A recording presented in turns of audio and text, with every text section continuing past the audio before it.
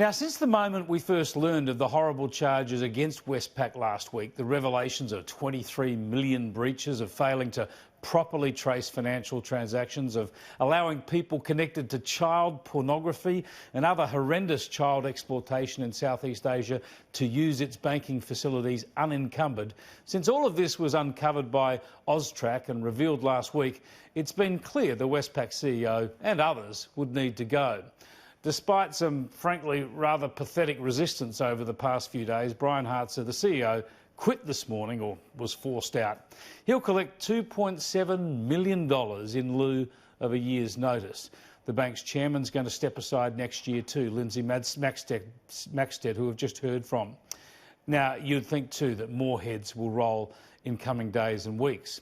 But already, as we've mentioned, the share price is recovering, with the market obviously welcoming this recognition of reality.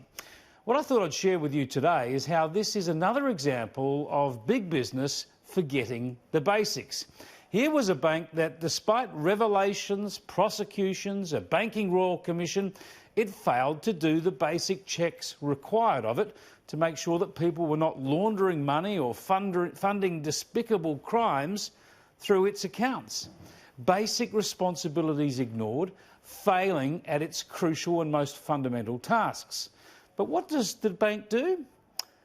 Well, it does lots of corporate virtue signalling. That's what it seems to do very well, as so many of these big corporates do. If you go to Twitter, you'll see Westpac boasting about global electricity consumption being sourced from 100% renewables by 2025. Just one of the reasons they say they've been named Australia's most sustainable bank.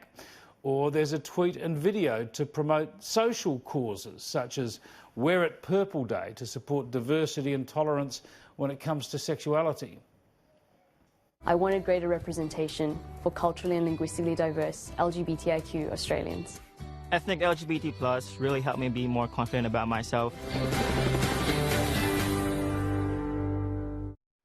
Go to the website and there are pages and programs about sustainability, how Westpac will reduce its footprint, finance renewable projects and restrict finance for coal projects.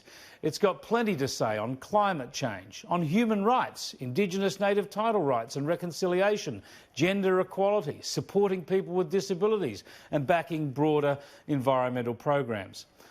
All worthy causes, I'm sure. But for a bank, what about priorities? What about not ripping off customers? What about keeping fees and rates and costs as low as possible? What about not funding obscene bonus schemes? What about making sure pedophiles and other criminals are not using your international banking facilities? What about getting the basics of banking right before you pretend you can cool the planet and solve the problems of the world?